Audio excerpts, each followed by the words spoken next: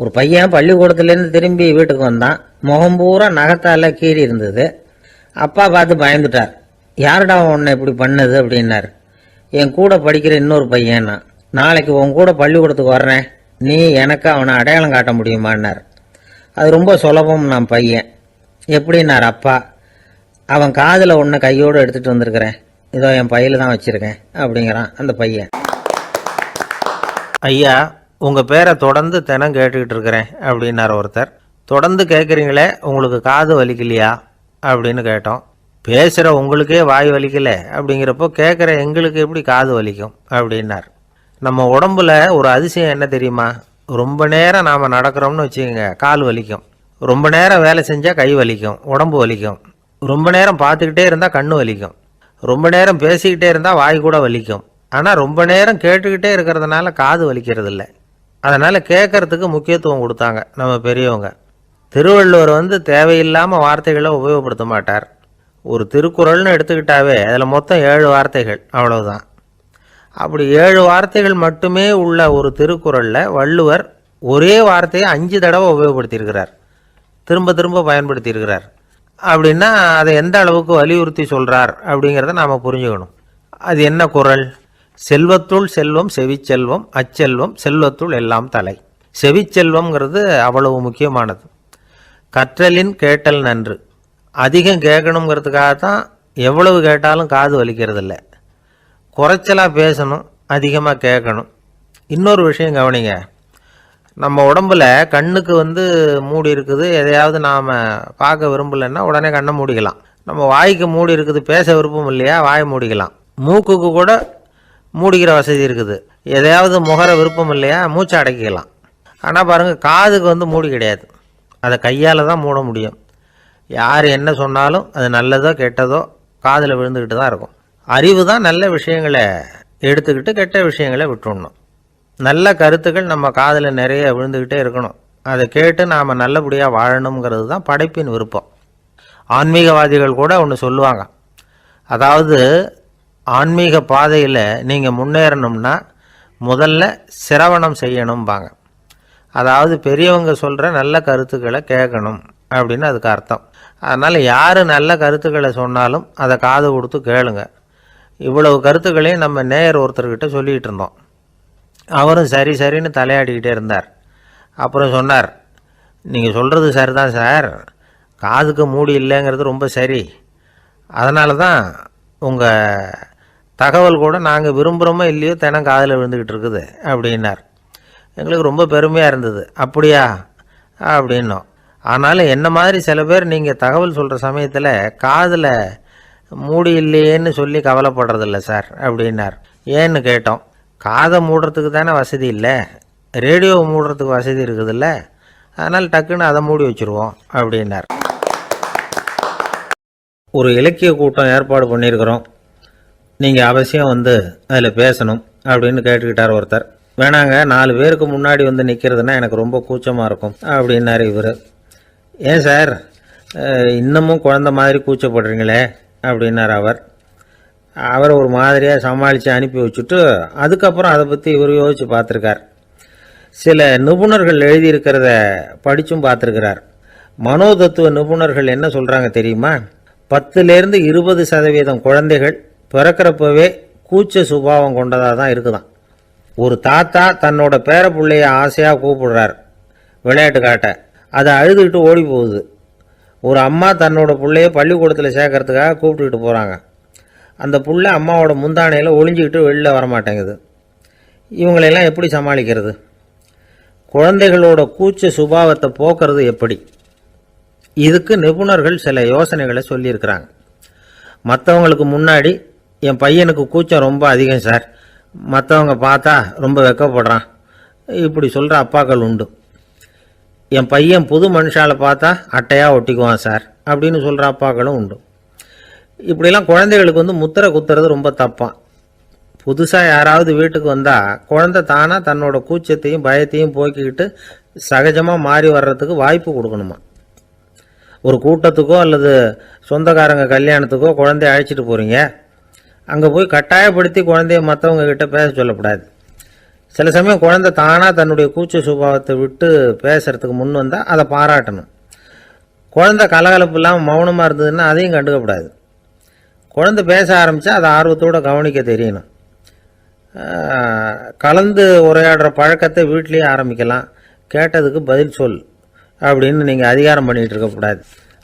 அது குழந்தைக்கு பேசுகிற சந்தர்ப்பத்தை குறைச்சிருமா. இப்போ நாம் அதிகாரம் பண்ணால் கேலி செய்கிற பழக்கம் குழந்தைகளை ரொம்ப பாதிச்சிருமா. பெரியவங்களானதுக்கு அப்புறமும் சில பேர் கூச்சத்தோடவும் பயத்தோடவும் இருக்கிறதுக்கு இதுதான் காரணம். சின்ன வயசில் அவங்கெல்லாம் ஏதாவது கேலிக்கு ஆளாகி இருப்பாங்க.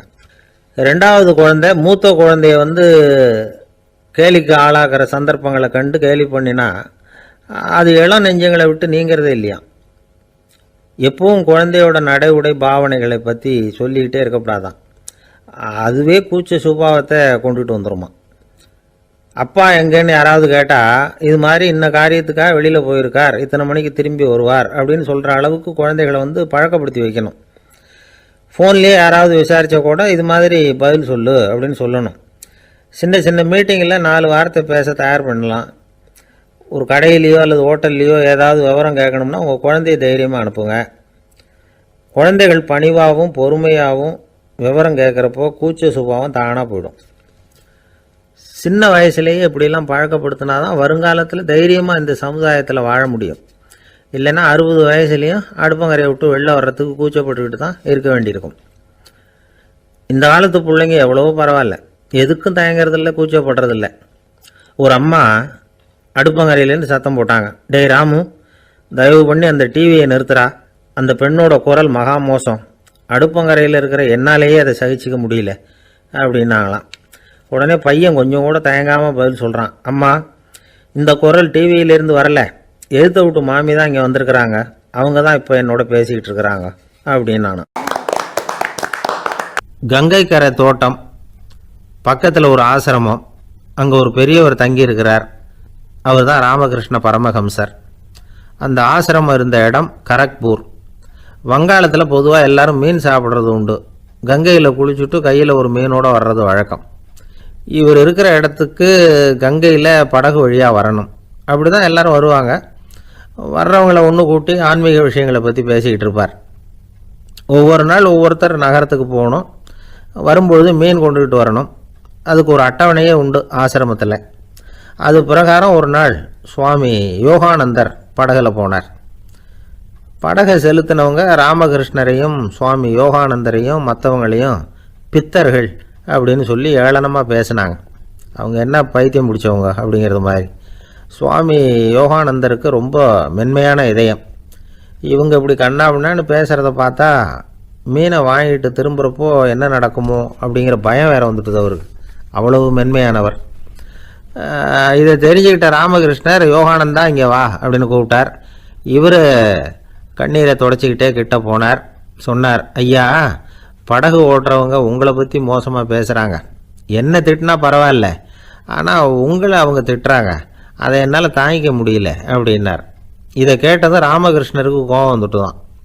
என்னது, உன்னுடைய குருவை பற்றி அவங்க மோசமாக பேசும்பொழுது நீ சும்மா இருந்தியா, வெளியில் போ அப்படின்னு விட்டார். குரு நிந்தனை செய்கிறப்போ அதை கேட்டுக்கிட்டு சும்மா இருக்கலாமா? குரு நிந்தனையை கேட்டால் பாவம் இல்லையா? என்னை தூற்றும் போது அவங்க பாவம் செய்கிறாங்க, அதை கேட்டுக்கிட்டு நீ சும்மா இருந்தால் நீயும் பாவம் செய்கிற அப்படின்னாராம். அடுத்த நாள் சுவாமி நிரஞ்சனானந்தர் போக வேண்டிய நாள். இவர் படகுல போகும்பொழுதும் அதே மாதிரி நடந்து தான். அவங்க மோசமாக பேச ஆரம்பித்தாங்க, திட்ட ஆரம்பித்தாங்க. அப்படி கேலி பண்ண ஒருத்தனை இவர் என்ன பண்ணார், பலார்னு கன்னத்தில் அரைஞ்சிட்டார். இன்னொருத்தனை கங்கையில் தூக்கி எறியறதுக்கும் தயாராகிட்டார்.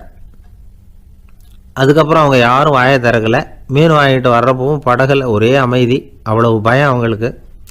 ராமகிருஷ்ணர் கூப்பிட்டு விசாரித்தார் என்ன நடந்ததுன்னு. இவர் சொன்னார், அவர் யோகானந்தா போகும்பொழுது என்ன நடந்ததோ அப்படியே தான் இப்போவும் நடந்தது. குரு நிந்தனை செய்கிறத கேட்டுக்கிட்டு நான் சும்மா இருப்பேனா, ஒருத்தனை அப்படியே அரைஞ்சுட்டேன், இன்னொருத்தனை ஆற்றுல தூக்கி போட்டுருவேன்னு பயமுறுத்தினேன், அவ்வளவுதான் அப்படின்னாராம். இப்போவும் ராமகிருஷ்ணருக்கு கோபம் வந்துட்டு தான். என்ன இது, அணியறது காஷாயம், இருக்கிறது ஆசிரமம், உனக்கு இவ்வளவு கோபம் வந்ததுன்னா அப்புறம் என்னத்துக்கு ஆசிரமத்தில் இருக்கணும், பிரம்மச்சாரி எப்பவும் அமைதியாக இருக்கணும் அப்படின்னு அறிவுரை சொன்னாராம் ராமகிருஷ்ணர். அப்போ இவர் கேட்டாராம், ஏங்க அவருக்கு ஒரு விதமான அறிவுரை சொன்னீங்க, எனக்கு வேற விதமாக அறிவுரை சொல்கிறீங்க, இதில் எது உண்மை அப்படின்னு கேட்டிருக்கார். இதுக்கு ராமகிருஷ்ணர் சொன்ன பதில் என்னென்னா, அட அசடே, சக்கரத்தில் காற்று அதிகமாக இருந்தால் குறைக்கணும், குறைச்சலாக இருந்தால் கூட்டணும். அவன் சாது, அவனுக்கு அதிக உணர்ச்சி தேவை, உனக்கு படபடப்பு அதிகம், உனக்கு பொறுமை தேவை அப்படின்னாராம். இதில் உள்ள கருத்து என்னென்னா, கல்விங்கிறது எப்படின்னா அதை சூழ்நிலைக்கு தகுந்த மாதிரி கற்பிக்கணும். எல்லாருக்கும் ஒரே மாதிரி கற்பிக்கக்கூடாது.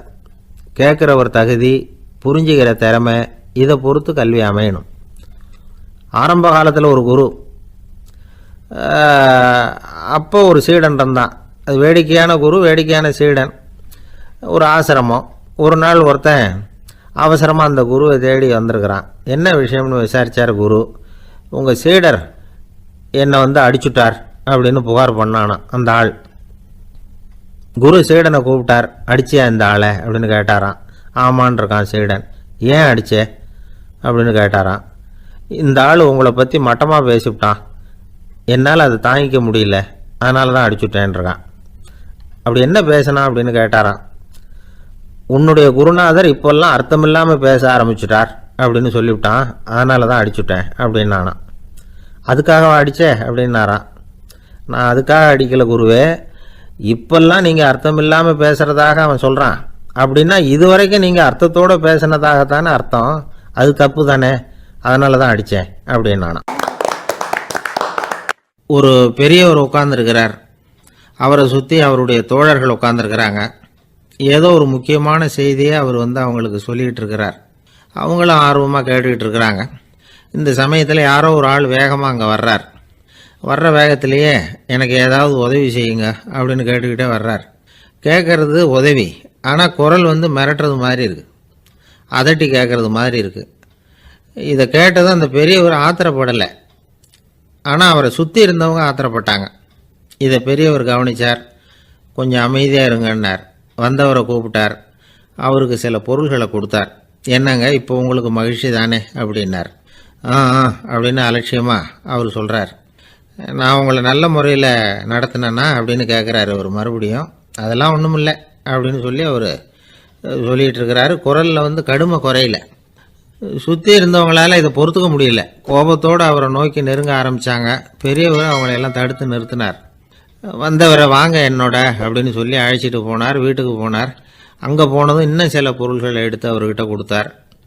இப்போ திருப்தி தானே, நான் உங்ககிட்ட நல்ல முறையில் நடந்துக்கிட்டேனா அப்படின்னார். அவர் முகம் இப்போ தான் கொஞ்சம் மலர்ந்தது. ரொம்ப நன்றி, இறைவன் உங்கள் குடும்பத்துக்கு எல்லா நன்மைகளையும் செய்வான் அப்படின்னு சொன்னார். இதே வார்த்தைகளை என்னுடைய தோழர்கள்கிட்டே சொல்லிட்டீங்கன்னா அவங்க கோபம் தணிஞ்சிரும், வர முடியுமான்னார். கண்டிப்பாக வர்றேன் அப்படின்னாரு. மறுநாள் காலையில் அந்த இடத்துக்கு வந்தார். அதே மாதிரி சொல்லிவிட்டு அவர் போயிட்டார். தோழர்கள்லாம் ரொம்ப வியப்போடு பெரியவரை பார்த்தாங்க. அந்த பெரியவர் தான் நபிகள் நாயகம். அவர் சொன்னார், ஒருத்தன் ரொம்ப ஆசையாக ஒரு ஒட்டகத்தை வளர்த்துக்கிட்டு வந்தான். ஒரு நாள் அந்த ஒட்டகம் கயத்தை அறுத்துக்கிட்டு ஓடி போயிட்டுது. அக்கம் பக்கத்தில் இருக்கிறவங்கெல்லாம் அந்த ஒட்டகத்தை பிடிக்கிறதுக்கு முயற்சி பண்ணாங்க. அதை துரத்திக்கிட்டு ஓடினாங்க. ஒட்டகம் தாறுமாறாக ஓட ஆரம்பிச்சிது. இந்த சமயத்தில் ஒட்டகத்தை வளர்த்தவன் அங்கே ஓடி வந்தான். நீங்கள் அதை ஒன்றும் செய்ய வேணாம், விட்டுருங்க, அதோட சுபாவம் எனக்கு நல்லா தெரியும், அதை சுலபமாக என்னோடய வழிக்கு கொண்டுகிட்டு வந்துட முடியும், நான் பார்த்துக்கிறேன், விட்டுருங்கோ அப்படின்னா. எல்லாரும் விலைக்கு போயிட்டாங்க. இவன் என்ன செஞ்சான் தெரியுமா? கொஞ்சம் புல்லை கையில் எடுத்துக்கிட்டு அந்த ஒட்டகத்தை நெருங்கினான். அவ்வளவுதான். அது ஓடி இவன் காலடியில் உட்காந்துக்கிட்டது. செல்லமாக அதை அப்படியே தடவி கொடுத்தான். முதுகில் ஏறி உட்காந்துக்கிட்டான். அது பாட்டுக்கு சாதுவாக நடந்து போகுது. இந்த கதையை நபிகள் நாயகம் தம்முடைய தோழர்களுக்கு சொல்கிறார். ஒட்டகத்தை மட்டும் இல்லை, சில மனிதர்களையும் கூட சில விதத்தில் அணுகி தான் அவர்களை சீர்திருத்த வேண்டியிருக்குது அப்படிங்கிறத அவங்களுக்கு உணர்த்தினார். இது ஒரு அழகான உளவியல் அணுகுமுறை. சில குடும்ப தலைவர்கள் கூட இந்த ஒட்டகம் மாதிரி நடந்துக்கிறது உண்டு, அப்புறம் அடங்கி போகிறதும் உண்டு.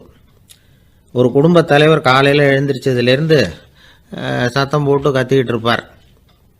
பக்கத்தில் இருந்தவங்கெல்லாம் ஓடி போய் சமாதானம் பண்ணி பார்த்தாங்க. அவர் ஓயறது மாதிரி தெரியல. கடைசியில் அவர் மனைவி வந்தாங்க. நீங்கள் எல்லாம் விலகி போயிடுங்க, அவர் சுபாவம் எனக்கு தெரியும், நான் பார்த்துக்கிறேன் அப்படின்னாங்க. சரின்னு எல்லோரும் போயிட்டாங்க. சாயந்தரமாக பார்க்குறாங்க, அவர் சத்தம் இல்லாமல் ஒரு மூலையில் உட்காந்துருக்கிறார், ரொம்ப சாதுவா. ஆச்சரியமாக இருந்தது. என்னம்மா பண்ணீங்கன்னு கேட்டாங்க. அது ஒன்றும் இல்லைங்க, ஒரு வேளை சாப்பாட்டை நிறுத்தினேன், பட்னி போட்டேன், அவ்வளவுதான் அப்படின்னாங்க அந்த அம்மா. தேசத்து மேலேயும் தாய்மொழி பேர்லையும் செலுத்துற அன்புக்கு அபிமானம்னு பேர். தேசாபிமானம்னு சொல்றமே இதுதான். ஒரு கணவன் மனைவி பேர்ல காட்டுற அன்புக்கு காதல்னு பேரு. கடவுள் பேர்ல செலுத்துற அன்புக்கு பக்தின்னு பேரு. இப்படி அன்புல பல ரகம் இருக்கிறப்போ அதுல உள்ள வித்தியாசம் தெரியாம இடம் மாத்தி அன்பு காட்டினா இடைஞ்சல் தான். சரி, இந்த அன்பை பத்தி விஞ்ஞானம் என்ன சொல்லுது தெரியுமா? இதயத்தை பாதுகாக்கிறதுக்கு முக்கியமா தேவைப்படுற ஒண்ணு இந்த அன்புதான்னு சொல்லுது. நெதர்லாந்து விஞ்ஞானிகள் இதை ஆராய்ச்சி பண்ணியே கண்டுபிடிச்சிருக்கிறாங்க. கொஞ்சம் முயல் குட்டிகளை 2 பிரிவா பிரிச்சாங்க. 2 குரூப்புக்கும் கொழுப்பு அதிகமா உள்ள ஆகாரத்தையே கொடுத்துட்டு வந்தாங்க. ஆனா ஒரு குரூப்புக்கு வெறுமன ஆகாரத்தை கொடுத்ததோட சரி, இன்னொரு குரூப் முயல்களுக்கு ஆகாரம் கொடுத்ததோட நிறுத்திக்கல. அதுக்கு முன்னாடி கூண்டுகளை திறந்து விட்டு முயல்களை கொஞ்ச நேரம் எடுத்து கொஞ்சி விட்டு அதுக்கப்புறமா ஆகாரம் கொடுத்தாராம் ஆராய்ச்சியாளர். இந்த குரூப்புக்கு இதய பாதிப்பு 60% குறைச்சலா இருந்துதான். சில நோயாளிகளுக்கு ஹார்ட் அட்டாக் வந்தாலும் அதை தாங்கிக்கிட்டு குணமாகிற சக்தி அதிகமா இருக்குது. இது எப்படின்னு ஆராய்ச்சி பண்ணி பார்த்துருக்கிறாங்க. அவங்க எல்லாம் மனைவி தன் பேர்ல ரொம்ப அன்பா இருக்கிறதாக நினைக்கிறவங்களா இருக்கிறாங்களாம். இதய நோயாளிகள் பல பேரை சந்திச்சு இதய நோய் ஏற்பட என்ன காரணம்னு கேட்டிருக்கிறாங்க. அவங்க சொன்ன காரணம்லாம் சாப்பாடு சம்பந்தமா இல்லையா, மனைவி அன்பா இல்ல, இப்படிப்பட்ட காரணத்தை தான் சொல்றாங்களாம். அதனால இதயத்தை பாதுகாக்கணும்னு நினைக்கிறவங்க அடுத்தவங்க அன்பா இருக்கிறது மாதிரி பாத்துக்குங்க, அதுதான் முக்கியம். ஒருத்தர் முகம் பூரா பிளாஸ்டரி போட்டுட்டு வந்தார், ரொம்ப கோபமா. என்னங்க ஆச்சுன்னு விசாரிச்சேன். எல்லாம் உங்களால தான் சார்னார். விவரமா சொல்லுங்களேன். என்ன உங்க தகவலை கேட்டுட்டு ஒரு பூனைக்குட்டியை கையில எடுத்தேன், அன்பா அதை தடவி கொடுக்கறதுக்காக. ஆனா அது முந்திக்கிட்டது, அது என் முகத்தை தடவி கொடுத்துட்டுது, முகம் பூரா நகை கீறல், அதுதான் இப்படி அப்படின்னார். அமெரிக்க ஜனாதிபதி ஆப்ரஹாம் லிங்கன் ஒரு நாள் தன்னோட கோச்சு வண்டியில தலைநகரான வாஷிங்டனுக்கு போயிட்டு இருக்கிறார். கோச்சு வண்டி ஒரு சாலையில போயிட்டு இருக்கு. அந்த சாலைக்கு ஒரு பக்கத்துல பயங்கரமான சதுப்பு நிலம். சதுப்பு நிலம்னா அது புதைகுழி, புதை மணல்ங்கிறோம்ல, அது மாதிரி. அந்த சதுப்பு நிலத்துல யாராவது மாட்டிக்கிட்டா அவ்வளவுதான், ஆளை கொஞ்சம் கொஞ்சமா உள்ள அமுக்கிவிடும், தப்பிச்சு கரையேறது கஷ்டம். அப்படிப்பட்ட நிலம் அது.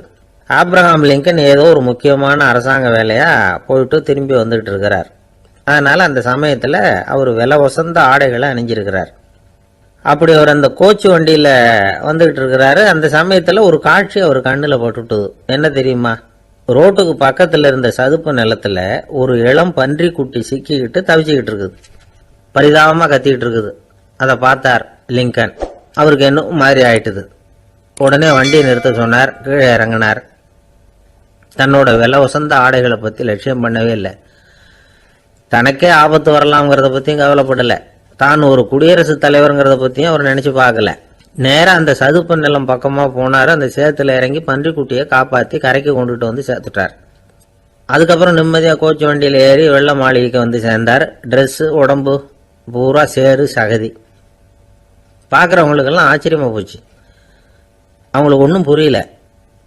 இவர் நேராக ட்ரெஸ்ஸு மாற்றிக்கிறதுக்காக போனார். கோச்சு வண்டி ஓட்டிகிட்டு வந்தவங்க கிட்ட போய் எல்லாரும் கேட்டாங்க என்ன ஆச்சு அப்படின்னு. அவர் வர்ற வழியில் நடந்த விவரத்தை சொன்னார். ஆப்ரஹாம் லிங்கனுடைய இந்த இறக்க குணத்தை எல்லாரும் பாராட்டினாங்களாம், புகழ்ந்தாங்களாம். ஆனால் இதுக்கு லிங்கன் என்ன பதில் சொன்னார் தெரியுமா? தயவு பண்ணி இந்த புகழ்ச்சியான பேச்சையெல்லாம் ஒதுக்குங்க, அதெல்லாம் வேணாம். அந்த சின்ன பிராணி சகதியில மாட்டிக்கிட்டு துடிச்சுக்கிட்டு இருந்தது, அதை பார்த்தேன். உடனே என்னுடைய இதயத்துல ஒரு முள்ளு தைச்சது மாதிரி ஒரு உணர்வு. அந்த முள்ளை பிடுங்கி எறிஞ்சேன், அவ்வளவுதான். உண்மையில அந்த பிராணிக்கு நான் உதவினேங்கிறத விட எனக்கு ஏற்பட்ட இன்னலை போக்கிக்கிட்டேன் அப்படிங்கிறது தான் உண்மை. அதுதான் பொருத்தம். அப்படி இருக்கிறப்போ இதுல புகழறதுக்கு என்ன இருக்குது அப்படின்னாரு ஆப்ரஹாம் லிங்கன். எவ்வளவு யதார்த்தமான வார்த்தைகள் பாருங்க. இந்த காலத்துல நம்மளையும் பல பேர் அப்படி உண்டு. நீச்சல் தெரியாத ஒரு ஆளு தண்ணியில இறங்கிட்டான். தண்ணி ஆழம்ங்கிறது அப்புறமா தான் தெரிஞ்சுது. தத்தளிக்க ஆரம்பிச்சுட்டான். வாழ் வாழ்னு கத்துறான். கரையில நின்றுட்டு இருந்த ஒருத்தர் இதை பார்த்தார். உடனே அவருக்கு இதயத்தில் முள்ளு தைச்சது மாதிரி ஒரு உணர்வு. உடனே குபீர்னு தண்ணியில் பாஞ்சார். அவரை காப்பாற்றி கரைக்கு கொண்டுட்டு வந்து சேர்த்தார். இதை பார்த்துக்கிட்டு இருந்த இன்னொருத்தர் காப்பாற்றின அந்த ஆளை பாராட்டி புகழ்ந்தார். என்ன புகழாதீங்க சார் அப்படின்னார் அவர். ஏன்னு கேட்டார் இவர். நான் அந்த ஆளை ஏன் காப்பாற்றினேன் தெரியுமா? அவன் நேற்றுக்கு என்கிட்ட 300 ரூபா கடன் வாங்கியிருக்கிறான். இவன் தண்ணியில் போட்டான்னா நான் கொடுத்த கடனும் தண்ணியில் போடும். அதனால தான் விழுந்து காப்பாற்றினேன் அப்படின்னா அந்த ஆள். ஒருத்தர் இருக்கார், நல்ல உத்தியோகத்தில் தான் இருக்கிறார். ஆனால் எப்போ பார்த்தாலும் முகத்தை வெறுப்பாக வச்சிருப்பார். அப்படியே வருவார் போவார். ஏன் சார் இப்படி இருக்கிறீங்க அப்படின்னு விசாரித்தோம். ஏன்டா இந்த வேலைக்கு வந்தோம்னு இருக்கு சார் அப்படின்னார். உங்கள் வேலை உங்களுக்கு பிடிக்கலையா அப்படின்னு கேட்டோம். இல்லைன்னார். இப்படிப்பட்டவங்க வெற்றிகரமான வாழ்க்கை வாழ முடியாது. இது நிபுணர்கள் கருத்து. வேலையை நேசிக்க தெரிந்தவர்கள் வெற்றி பெறுவார்கள் அப்படிங்கிறாங்க அவங்க. எந்த துறையாக இருந்தாலும் சரி, அந்த துறையில் வெற்றிகரமாக இருக்கிறவங்கள விசாரித்து பாருங்கள். எனக்கு என்னுடைய வேலை ரொம்ப பிடிக்கும் அப்படின்னு சொல்கிறவங்களாக தான் இருப்பாங்க. அப்படி இருந்தால் தான் அது வெற்றிகரமாக இருக்க முடியுது அவங்களால. ஒருத்தனுக்கு பிடித்தமான பொழுதுபோக்கே அவனுடைய தொழிலாக இருந்துட்டுதுன்னா அவனை மாதிரி கொடுத்து வச்சவன் வேற யாரும் இல்லை அப்படிங்கிறார் பெர்னாட் ஷா. ஒரு தடவை மன்னர் ஹுமாயூன் உயிரை தண்ணீர் முண்டு ஊற்றுகிற தொழிலாளி ஒருத்தர் காப்பாற்றினாராம் அந்த ஹுமாயூன் உயிரை. உடனே மன்னர் கேட்டிருக்கார், உனக்கு என்ன வேணும்னாலும் கேளு தரேன், உயர் பதவி வேணுமா அப்படின்னு கேட்டாராம். மன்னா, மக்களின் தாகம் தீர்க்கக்கூடிய இந்த பணியை விட உயர்ந்தது உண்டா அப்படின்னாராம் அந்த தொழிலாளி. அவரால் அவருடைய வேலையை நேசிக்க முடிஞ்சுது. அதனால் மகிழ்ச்சியாக இருக்க முடிஞ்சுது. நாமெல்லாம் அப்படி இல்லை. வேலை கிடைக்கிற வரைக்கும் கிடைச்சா போதும் அப்படின்னு இருக்கோம். கிடைச்சதுக்கப்புறம் ஏன்டா இந்த வேலைக்கு வந்தோம்னு ரொம்பவும் அழுத்துக்குவோம். சரி, நாம் இருக்கிற இடத்துல நாம் வெற்றிகரமாக இருக்க வழி உண்டா அப்படின்னா உண்டுன்னு சொல்கிறாங்க. அதாவது மன இயல் நிபுணர்கள் இருக்கிறாங்க இல்லையா, அவங்க அதுக்கு முக்கியமாக 6 வழிகள் சொல்கிறாங்க. நீங்கள் ஒரு அலுவலகத்தில் வேலை பார்க்குறவரா அப்படின்னா இதை கேளுங்க. அதாவது உங்கள் மேலதிகாரி எதிர்பார்ப்புக்கு தகுந்த மாதிரி உங்கள் வேலை இருக்குதா? அப்படி இல்லைன்னா முதல்ல உங்கள் வேலையின் தரம் உயரணும். உங்களுக்கு மேலே கீழே வேலை பார்க்குற பணியாளர்கள்கிட்ட நல்ல விதமாக பழகுறீங்களா? அந்த உறவு முறையில் ஏதாவது குறை இருந்தால் அதை கண்டுபிடிச்சி சரி பண்ணுங்க. நம்பிக்கைக்கு உரியவர் அப்படின்னு நீங்கள் பேர் எடுக்கணும். நீங்கள் எடுக்கிற முடிவு நல்ல முடிவாக தான் இருக்கும் அப்படின்னு அடுத்தவங்க சொல்லணும். உங்கள் தோற்றத்துக்கு முக்கியத்துவம் கொடுங்க. இது மனம் உடல் ரெண்டும் சம்பந்தப்பட்டது. அதனால் மனசையும் ஆரோக்கியமாக வச்சுருக்கணும், உடம்பையும் ஆரோக்கியமாக வச்சுருக்கணும். உங்களுடைய நிர்வாகம் செயல்படுற விதத்தை நல்லா புரிஞ்சு வச்சுக்கணும். உங்களுடைய நிர்வாகம் இப்போ ஒரு காரியம் செய்யுதுன்னு வச்சுங்க, ஏன் அப்படி செய்யுது, எதுக்காக அப்படி செய்யுது, அதனுடைய குறிக்கோள் என்ன, அது நீடிக்கிறதுக்கு காரணம் என்ன, இதையெல்லாம் தெரிஞ்சுக்கணும். சிரிப்புக்கு வஞ்சகம் பண்ணக்கூடாது. நல்லா சிரிக்கணும், அப்போ தான் அது திரும்ப கிடைக்கும். கடந்த கால தோல்வியை பற்றி கவலைப்படக்கூடாது. முதலாளி விருப்பம் தெரிஞ்சு நடந்துக்கிறது நல்லது தான். அதுக்காக காக்கா பிடிக்கணுங்கிற அவசியம் இல்லை. உங்களுக்கு ஒரு பொறுப்பான வேலை கிடைக்குது, உடனே சத்தம் குழப்பம் அப்படின்னு சூழ்நிலையை இறுக்கமாக ஆக்கிடக்கூடாது. எந்த சூழலையும் இயல்பாக கையாளக்கூடியவர் அப்படிங்கிறத காட்டணும். இதெல்லாம் உங்கள் துறையில் நீங்கள் வெற்றி பெற நிபுணர்கள் சொல்கிற யோசனைகள். இவ்வளவு விவரமும் சொல்லிவிட்டு ஒருத்தரை பார்த்து கேட்டோம், இப்போ சொல்லுங்க, நீங்கள் செய்கிற வேலை உங்களுக்கு பிடிச்சிருக்குதா அப்படின்னோம். ரொம்ப ரொம்ப பிடிச்சிருக்குது அப்படின்னார். சரி, என்ன செஞ்சிட்டு இருக்கிறீங்க அப்படின்னு கேட்டோம். சும்மா தான் இருக்கிறேன் அப்படின்னார் அவர். அள்ள அள்ள குறையாதது அட்சய பாத்திரம், அது நமக்கு தெரியும், கேள்விப்பட்டிருக்கிறோம். ஆனால் போட போட நிரம்பாத ஒரு பாத்திரம் உண்டு. அது என்ன தெரியுமா? நம்மளில் பல பேர்கிட்ட அந்த பாத்திரம் உண்டு. அதுதான் பேராசை அப்படிங்கிற பாத்திரம். அதை நிறைவு செய்யவே முடியாது. பேராசையை பற்றி சுஃபி இலக்கியத்தில் ஒரு பிரபலமான கதை உண்டாம். அதை ஒரு பெரியவர் எடுத்து சொல்லியிருக்கிறார். ஒரு மன்னர் நகர்வலம் போயிட்டு இருக்கார். ஒரு பிச்சைக்காரன் மன்னர் எதிரில் வரான். பிச்சை போடுங்கிறான். என்னுடைய அமைதியை கெடுக்காதே போங்கிறார் மன்னர். அவன் சிரிக்கிறான். அரசே, உங்களுடைய அமைதி கிடக்கூடிய நிலையில் இருந்தால் அதுக்கு பேர் அமைதியே கிடையாது அப்படின்னு நானா. எதிரில் நிற்கிறது வெறும் பிச்சைக்காரன் இல்லை, யோகி அப்படிங்கிறத மன்னர் புரிஞ்சுக்கிட்டார். துறவியே, உங்களுக்கு என்ன வேணும்னாலும் கேளுங்க, கொடுக்குறேன்னாராம். அந்த துறவி மறுபடியும் சிரிக்கிறார். அரசே, உங்களால் முடியாததையெல்லாம் கொடுக்க முடியும்னு சத்தியம் செய்யாதீங்க அப்படின்னார். மன்னருக்கு கோபம் வந்துட்டுது. என்ன இவர் இப்படி சொல்கிறாரு அப்படின்னு நினைச்சார். நகர்வலத்தை பாதியிலேயே நிறுத்தினார். வாங்க அரண்மனைக்குன்னார். துறவியை அழைச்சிக்கிட்டு அரண்மனைக்கு வந்துட்டார். துறவி தன்கிட்ட இருந்த பிச்சை பாத்திரத்தை நீட்டினார். இது நிறைய எனக்கு பொற்காசுகள் வேணும் அப்படின்னாராம். அவ்வளவுதானா, இது ஒரு பெரிய காரியமா அப்படின்னு கையை தட்டினாராம் மன்னர். ஒரு பெரிய தாம்பாளம் நிறைய பொற்காசுகள் வந்து சேர்ந்தது. அதை அள்ளி போட்டார். போட போட அந்த பிச்சை பாத்திரம் நிரம்பவே இல்லை. பொற்காசுகள் போட போட அவ்வளவையும் உள்ளே வாங்கிக்கிட்டே இருக்குது. அரசாங்க கஜானாவே காலி ஆகிட்டுது. மூட்டை மூட்டையாக பொற்காசுகளை கொட்டி பார்த்துட்டாங்க. அது முழுங்கிக்கிட்டே இருக்குது. கடைசி வரைக்கும் அந்த பிச்சை பாத்திரம் வந்து நிரம்பவே இல்லை. அரசர்கிட்ட இருந்த கர்வம் போயிட்டுது. அப்படியே பொத்துன்னு துறவி காலில் விழுந்தார். அப்போ அந்த துறவி சொன்னாராம், மன்னா, இந்த பிச்சை பாத்திரத்தை உங்களால் மட்டும் இல்லை, வேற யாராலையும் நிரப்ப முடியாது. அதுக்கு என்ன காரணம்னா, இது வந்து சாதாரண பிச்சை பாத்திரம் இல்லை, பேராசைகளோடு வாழ்ந்து செத்துப்போன ஒரு மனிதனின் மண்டை ஓடுது அப்படின்னாராம். பாருங்க, இதுதான் அந்த சுஃபி இலக்கிய கதை. செத்த பிறகும் நிறைவு இல்லைன்னா அது எப்பேற்பட்ட பேராசையாக இருக்கும்னு யோசிச்சு பார்த்துங்க. நம்மால் ஒருத்தர் கல்யாணம் பண்ணிக்க பொண்ணு பார்த்துக்கிட்டு இருந்தார். அழகு, அறிவு, படிப்பு எதுவும் தேவையில்லை, பணம் மட்டும் இருந்தால் போதும் அப்படின்னு பார்க்குறவங்க கிட்டெல்லாம் சொல்லி வச்சார். ரொம்ப நாளைக்கு அப்புறம் ஒரு பணக்காரர் கிடைச்சார். அவர் சொன்னார், இதை பாருங்க, எனக்கு 20 வயசுல ஒரு மகள், அவளை நீங்கள் கல்யாணம் பண்ணிக்கிட்டா 2 லட்சம் பணம் கொடுப்பேன். 25 வயசுல ஒரு பொண்ணு, அவளை கல்யாணம் பண்ணிக்கிட்டா 2.5 லட்சம் தருவேன். 30 வயசுல ஒரு பொண்ணு இருக்கா, அவளை கல்யாணம் பண்ணிக்கிட்டா 3 லட்சம் தருவேன். என்ன சொல்ற அப்படின்னாராம். இவன் கொஞ்ச நேரம் யோசிச்சு பார்த்துருக்கான். அதுக்கப்புறம் மெதுவாக அவரை நிமிர்ந்து பார்த்து, ஏன் சார், உங்ககிட்ட 50 வயசுல ஏதாவது பொண்ணு இருக்கா அப்படின்னு கேட்டானா. வங்க நாவலாசிரியர் சரத் சந்திரர் ஒரு நண்பர் அவர்கிட்ட வந்தார்.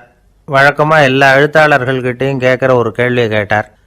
நீங்கள் எழுத்துத்துறைக்கு வந்தது எப்படி? இதுதான் கேள்வி. அதை தெரிஞ்சு என்ன பிரயோஜனம்னார் சரத் சந்திரர். சும்மா சொல்லுங்களேன், தெரிஞ்சுக்கிறேன் அப்படின்னார் வந்தவர். சரி சொல்கிறேன்னு ஆரம்பித்தார். நான் வந்து ரங்கூனில் வேலை பார்த்துக்கிட்டு இருந்தேன். சம்பளம் பத்தல. வேலையும் பார்த்துக்கிட்டு ஒரு பலசரக்கு கடை வைக்கலாம்னு நினச்சேன். என்னால் மளிகை கடை வச்சு சரியாக நடத்த முடியுமாங்கிற சந்தேகம் என் மனைவிக்கு. அதை சோதனை பண்ணி பார்க்கணுங்கிறதுக்காக சில பொருள்களின் அளவு, அதோட விலை, இப்படி சிலதை சொல்லி எல்லாத்தையும் மனக்கணக்காக கூட்டி போட சொன்னாங்க. என்னால் சரியாக கூட்டி சொல்ல முடியல. உங்களால் மளிகை கடை நடத்த முடியாதுன்னு சொல்லிவிட்டாங்க. உடனே என்ன பண்ணுறது, வேறு வழி இல்லை, கதை எழுத ஆரம்பிச்சிட்டேன் அப்படின்னார். கேட்டவருக்கு சிரிப்பு வந்துட்டு தான். சரத் சந்திரர் ஒரு பக்கம் சீரியஸான நாவல்கள், சிறுகதைகள் எழுதியிருந்தாலும் அவருடைய இன்னொரு பக்கம் வேற விதம். நண்பர்கள்கிட்ட பேசும்பொழுதும் சரி, அவர்களுக்கு கடிதங்கள் எழுதும்போதும் சரி, கேலியும் கிண்டலும் நகைச்சுவை உணர்வும் அதிகமாக இருக்கும். காந்திஜி ஒரு சமயம் கல்கத்தாவுக்கு வந்திருந்தார். தேசபக்தர்கள் பல பேர் அவர்கிட்ட பேசிக்கிட்டு இருந்தாங்க. அப்போது சரத் சந்திரரும் அங்கே இருந்தார். கிரண் சங்கர் ராய் அப்படிங்கிறவரும் அங்கே இருந்தார். அவர் சொன்னாராம், காந்திஜியோட பழகிய முதல் வங்காளி நான் தான். போயர் யுத்த காலத்தில் இவர் வந்து லண்டனுக்கு வந்திருந்தப்போ என்கிட்ட தான் வங்காள மொழி கற்றுக்கிட்டார் அப்படின்னாராம். உடனே சரத் சந்திரர் காந்திஜியை பார்த்து, இவர் உங்களுக்கு வங்காள மொழி கற்றுக் கொடுத்தது உண்மைதானா அப்படின்னாராம். ஆமான்னாராம் காந்தி. அதனால தான் உங்களால் வங்காள மொழி கற்றுக்க முடியல அப்படின்னாராம். எல்லாரும் சிரிச்சாங்களாம். சரத் சந்திரர் சாம்தாபேர் அப்படிங்கிற கிராமத்தில் தங்கியிருந்தார். ஒரு இலக்கிய நிகழ்ச்சியில் கலந்துக்கிறதுக்காக. அதுக்காக வந்து ஒரு கல்கத்தாவுக்கு போக வேண்டிய சூழ்நிலை. அதுக்காக புறப்பட்டார். அந்த சமயத்தில் பின்னாடி இருந்து யாரோ அவரை கூப்பிட்டாங்க. இப்படி கூப்பிட்டவரை பார்த்து இன்னொருத்தர் யாரோ அதட்டி இருக்கிறாங்க. போகிறவரை ஏன் இப்படி கூப்பிடுறீங்க அப்படின்னு. ஏன் கூப்பிட்டா என்னன்னு கேட்டிருக்கார் சரத் சந்திரர். புறப்படுறவங்கள பின்னாடி இருந்து கூப்பிடுறது அபசகுனம், போகிற இடத்துல ஏதாவது ஆபத்து வரலாம் அப்படின்னு அதுக்கு விளக்கம் கொடுத்துருக்கிறார் அவர். உடனே சரத் சந்திரர் சொன்னாராம், இதோ இவங்க என்னை இலக்கிய கூட்டத்துக்கு அழைச்சிட்டு போகிறாங்களே, இதை விட வேற என்ன ஆபத்து வந்துட போகுது அப்படின்னாராம். இப்படி சரத் சந்திரருக்கு இயல்பாகவே நகைச்சுவை உணர்வு உண்டு. அவருடைய நண்பர் ஒருத்தர் வீட்டுக்கு கூப்பிட்டுருந்தார். அங்கே ஒரு கச்சேரிக்கு ஏற்பாடு பண்ணியிருந்தாங்க. சரத் சந்திரருக்கு இயல்பாகவே கச்சேரியில் நீண்ட ஆலோசனையெல்லாம் கேட்கறதுக்கு பொறுமை இருக்காது. அதனால் மெதுவாக பாட போகிறவர் எப்படி அப்படின்னு கேட்டிருக்கார். அவருக்கு ரொம்ப நல்லா பாட தெரியும் அப்படின்னு சொல்லியிருக்கிறாங்க. அதுக்கு சரத்சந்திரர், பாட தெரியுங்கிறது சரி, பாட்டை நிறுத்த தெரியுமா அதை சொல்லுங்க முதல்ல அப்படின்னாராம். ஒருத்தர் ரொம்ப அவசரமாக போயிட்டு இருந்தார். எங்கே சார் போகிறீங்கன்னு கேட்டோம். எனக்கு வேண்டியப்பட்ட ஒருத்தருக்கு குழந்தை பிறந்திருக்கிறதாக செய்தி வந்திருக்கு, அதுதான் ஆஸ்பத்திரிக்கு போயிட்டுருக்கேன், பார்த்துட்டு வரலாம்னு அப்படின்னார். அப்படின்னா கொஞ்சம் இப்படி உட்காருங்க அப்படின்னோம். சில விவரம்லாம் சொல்கிறேன் கேட்டுட்டு போங்க அப்படின்னோம். உட்காந்தார். அப்புறம் சொல்ல ஆரம்பித்தோம். புதுசாக பிறந்திருக்கிற ஒரு குழந்தைய பார்க்க போகிறதுன்னா அது சாதாரண விஷயம் இல்லை. அதில் ரொம்பவும் கவனமாக நடந்துக்கணும். புது குழந்தைக்கு நோய் சுலபமாக தொற்றும். முக்கியமாக காற்று மூலமாக பரவுகிற நோய்கள் சுலபமாக வந்துடும். அதனால் நமக்கு உடம்பு சரியில்லைன்னா குழந்தைய விட்டு கொஞ்சம் தள்ளியே இருக்கிறது தான் நல்லது. பெரியவங்களை பொறுத்த வரைக்கும் சாதாரணமாக உள்ள ஒரு கிருமி கூட குழந்தைய பொறுத்த வரைக்கும் ரொம்ப மோசமான ஒரு கிருமியாக இருக்கும். சில வெளிநாடுகளில் எப்படி தெரியுமா, பிறந்த குழந்தை தூங்கிக்கிட்டு இருக்கிற ஒரு ரூமுக்கு போகணும்னா போகிறவங்க முகமூடி போட்டுக்கணும், காலணிகளை மாற்றிக்கணும், அவ்வளவு சுத்தமாக உள்ளே போய் பார்த்துட்டு வரணும். பொதுவாக சில ஆஸ்பத்திரிகளில் பார்த்தீங்கன்னா பார்வையாளர்கள் நேரத்தில் விசிட்டிங் ஹவர்ஸ் தாயை விட்டு குழந்தைய தனியாக பிரித்து வச்சுருவாங்க. எதுக்குன்னு நினைக்கிறீங்க? அந்த நேரம் பல பேர் வருவாங்க போவாங்க, அவங்க கை கால் சுத்தமாக இருக்காது. சுத்தம் இல்லாத கைகள் மூலமாக கிருமிகள் பரவும். சுத்தம் இல்லாத கைன்னா மண்ணு தூசி படிஞ்சிருக்கிற கை மட்டும் தான் அர்த்தம் இல்லை. சாலையில் கையை வீசிக்கிட்டு நடந்து வர்றீங்க, குழந்தைய பொறுத்த வரைக்கும் அது கூட சுத்தம் இல்லாத கை தான். தாயை தவிர மற்றவங்க குழந்தைய தூக்காமல் பார்த்துக்கிறது நல்லது. தாய் கூட அளவோட கொஞ்சிறதோட நிறுத்திக்கணும்.